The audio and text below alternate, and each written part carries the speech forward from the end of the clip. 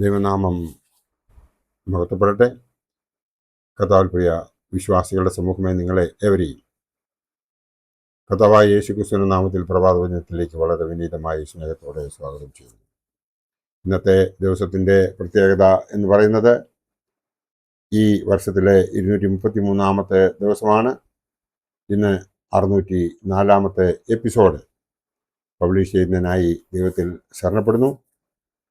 ഇന്നത്തെ ധ്യാന വിഷയം ഗത്സമനയിൽ നമ്മുടെ രക്ഷിതാവ്. ഗത്സമനയിൽ നമ്മുടെ രക്ഷിതാവ്. ഏതൊരു നിയോഗത്തിലും മുന്നൊരുക്കം ആവശ്യമാണ്. കേട്ടുകേൾവിയില്ലാത്ത, ചരിത്രം മിഴി തുറക്കുന്ന, പ്രപഞ്ച രഹസ്യങ്ങൾ ഒത്തുചേർന്ന അപൂർവങ്ങളിൽ അപൂർവമായ ഗത്സമനയുടെ അനുഭവം എങ്ങനെയായിരുന്നു എന്ന് വിവരിക്കുവാൻ വാക്കുകൾ പോരാ എന്ന് നമുക്ക് അറിയാം. അറിവിലുപരി ആത്മനിയോഗത്തിൻ്റെ വേദനകൾ അനുഭവിച്ച യുവാവായ ക്രിസ്തു തൻ്റെ ജീവിതത്തിൻ്റെ ഏറ്റവും മിഴിവാർന്ന ദിനങ്ങളിൽ വിചാരണയും കുറ്റാരോപണവും നിന്ദയും പഴിയുമൊക്കെ ആയി കടുത്ത പീഡനങ്ങൾ, മുറിവുകളുടെ ആഴം വർദ്ധിക്കുന്ന വാക്കുകൾ, ആരും സ്വന്തമല്ല എന്ന വാക്ക് അർത്ഥവത്താകുന്ന ചില നിലപാടുകൾ. നിസ്സഹായരായ ഒരുപറ്റം ആളുകൾ തങ്ങളുടെ നേതാവിനെ കാണുവാൻ കാത്തിരിക്കുന്നു. അതേസമയം ശിഷ്യത്വം സ്വീകരിക്കുന്നതായ യൂദ തൻ്റെ ഗുരുവിനെ ഒറ്റുകൊടുക്കുന്നു.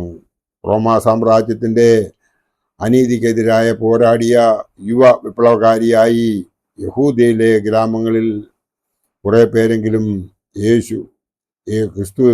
ക്രിസ്തുവിനെ കണ്ടെങ്കിൽ അതിൽ കുറ്റം പറയുവാൻ കഴിയുകയില്ല. കാരണം അവരുടെ അറിവിൽ റോമാ സാമ്രാജ്യത്തിന് നേരെ ചെറുത്ത് നിൽപ്പ് നടന്നിട്ടില്ല. ചെറുത്ത് നിൽക്കുന്ന ക്രിസ്തുവിനെ അവരുടെ ഭൗമിക സ്വതന്ത്ര രാഷ്ട്ര സങ്കല്പത്തിൻ്റെ അമരത്വം ഘോഷിപ്പിക്കുവാൻ കൽപ്പിച്ചാക്കി. എല്ലാം രാഷ്ട്രീയ സ്വാതന്ത്ര്യത്തിൻ്റെ കണ്ണുകളിൽ നോക്കിക്കൊണ്ടിരിക്കുന്ന ഭരണാധികാരികൾ ഇതിനെ വിപ്ലവമായും പ്രതിവിപ്ലവമായും നിർവചിച്ചു.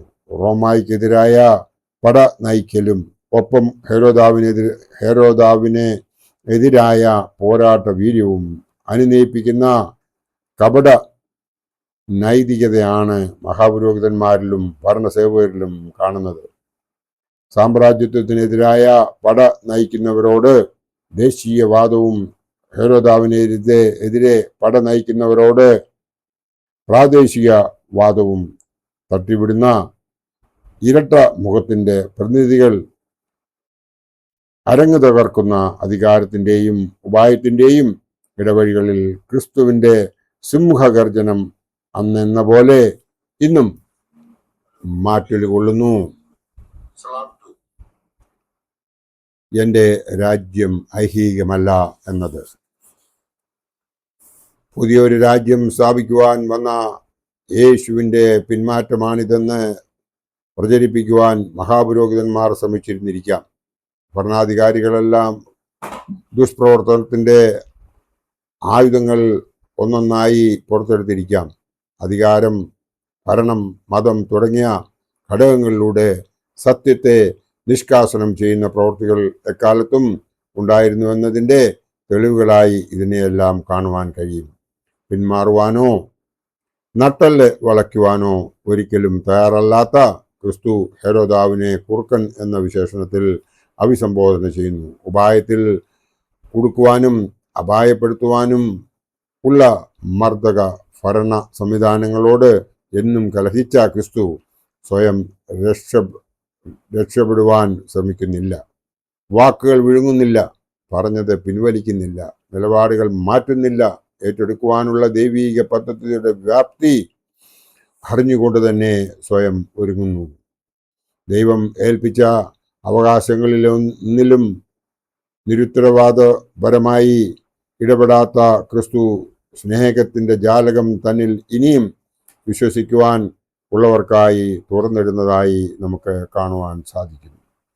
ആ ഗത്സമനയിൽ നമ്മൾ ആരെങ്കിലും ഒന്ന് എത്തി നോക്കിയിട്ടുണ്ടോ എന്ന് നാം ഒന്ന് നമ്മോട് തന്നെ ചോദിക്കേണ്ടതുണ്ട്.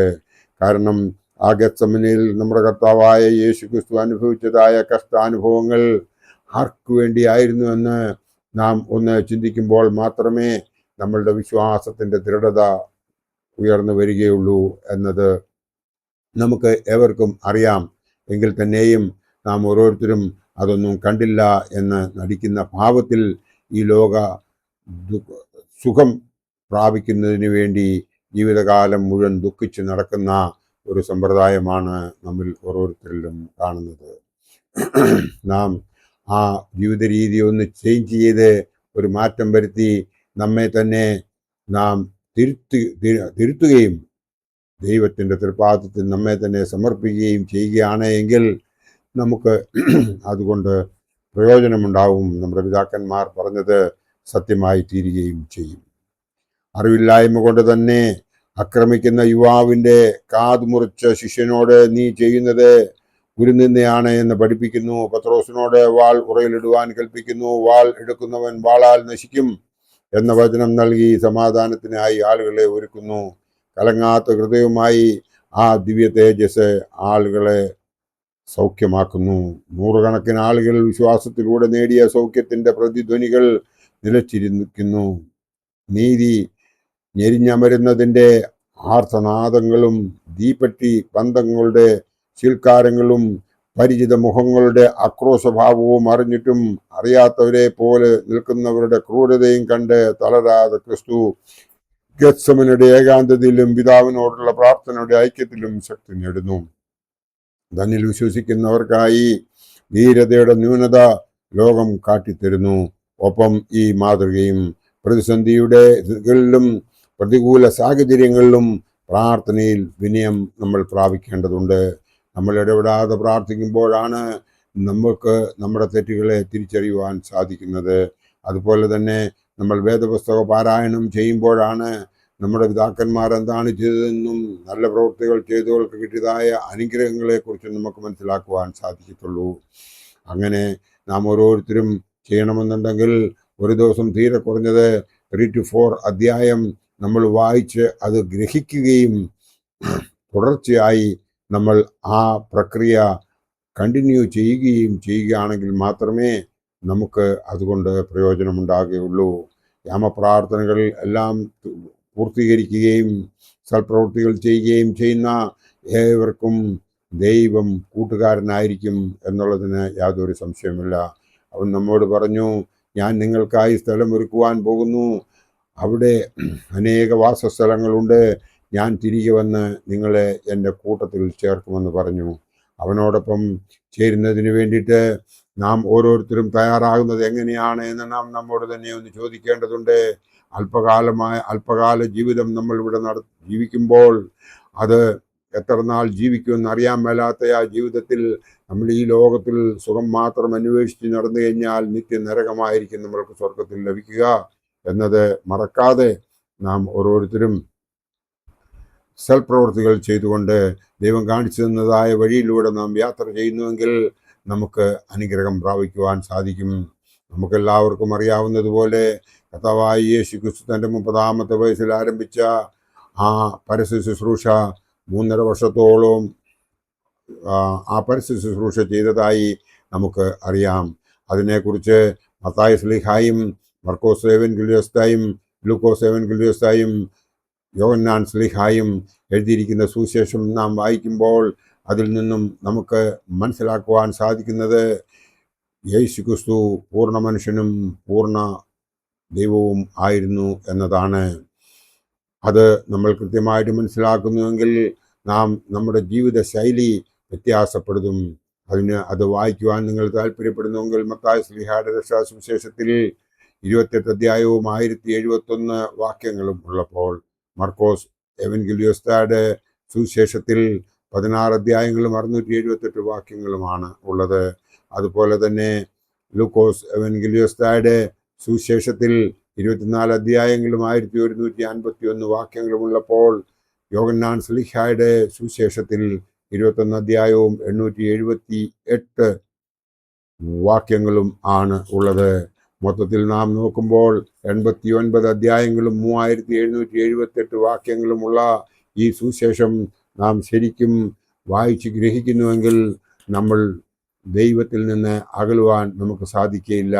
ദൈവത്തോട് ചേർന്ന് നിൽക്കുന്ന ഓരോ വ്യക്തിക്കും ദൈവം നല്ല ഒരു അനുഗ്രഹം കൊടുക്കും എന്ന് മാത്രമല്ല, അവൻ്റെ കൃപാവരങ്ങളിലൂടെ ഈ ലോകത്തിൽ തന്നെ നമ്മൾ സ്വർഗസുഖം അനുഭവിക്കുവാനും നമുക്ക് സാധിക്കും. അതിനു വേണ്ടിയിട്ട് നാം ചെയ്യേണ്ടത് സൽപ്രവൃത്തികളും മാത്രമല്ല, ഒരു തീരുമാനം കൂടി എടുക്കേണ്ടി വരും. അതായത്, ഞാൻ ഇന്നു മുതൽ ആരെയും സഹായിച്ചിട്ടില്ല എങ്കിൽ തന്നെയും ഞാൻ ആരെയും ഉപദ്രവിക്കുകയില്ല എന്നുള്ളൊരു തീരുമാനം എടുക്കുന്നുവെങ്കിൽ ആ ഗത്സമനയിലേക്ക് നമുക്ക് നോക്കുവാൻ സാധിക്കും. ആ രക്ഷകൻ നമുക്ക് വേണ്ടി പ്രാണനെ വെടിഞ്ഞു നമ്മുടെ പാപങ്ങളെ ഏറ്റെടുത്തുകൊണ്ട് ആ കഷ്ടത അനുഭവിച്ചത് നമുക്ക് വേണ്ടിയാണ് എന്ന് നമ്മൾക്ക് മനസ്സിലാകും. അത് മനസ്സിലാകണമെന്നുണ്ടെങ്കിൽ നാം അവൻ്റെ ജീവചരിത്രം മുഴുവനായി പഠിക്കേണ്ടതുണ്ട്. അങ്ങനെ പഠിക്കുമ്പോഴാണ് നമുക്ക് ഗത്സമനയിൽ നമ്മുടെ രക്ഷിതാവിനെ കാണുവാൻ സാധിക്കത്തുള്ളൂ. അവൻ്റെ ആ കുരിശിലെ 7 മൊഴികളും അവൻ്റെ പ്രവചനങ്ങൾ, അതായത് വളരെ ഇമ്പോർട്ടൻ്റ് ആയിട്ടുള്ളത് 12 ആ 12 നമ്മൾ കൃത്യമായി മനസ്സിലാക്കുന്നുവെങ്കിൽ അവൻ യഥാർത്ഥ ദൈവമായിരുന്നുവെന്ന് നമുക്ക് മനസ്സിലാകും. യഥാർത്ഥ ദൈവമെന്ന് മാത്രമല്ല, അവൻ ജീവനുള്ള ദൈവമാണ് എന്നും, അവൻ്റെ രണ്ടാമത്തെ വരവിൽ നമ്മളെ കൂട്ടിക്കൊണ്ടു പോകുവാനായിട്ട് അവൻ ഇവിടേക്ക് തിരികെ വരുമ്പോൾ നമ്മൾ ഓരോരുത്തരും രൂപാന്തരപ്പെടണമെന്നുണ്ടെങ്കിൽ നമ്മുടെ ജീവിത ശൈലി നാം ചേഞ്ച് ചെയ്യേണ്ടതുണ്ട്. അതിനായിട്ട് ദൈവം നമ്മളെ എല്ലാവരെയും അനുഗ്രഹിക്കട്ടെ. എൻ്റെ വാക്കുകൾ ഇവിടെ ഉപസംഹരിക്കട്ടെ. നന്ദി, നമസ്കാരം.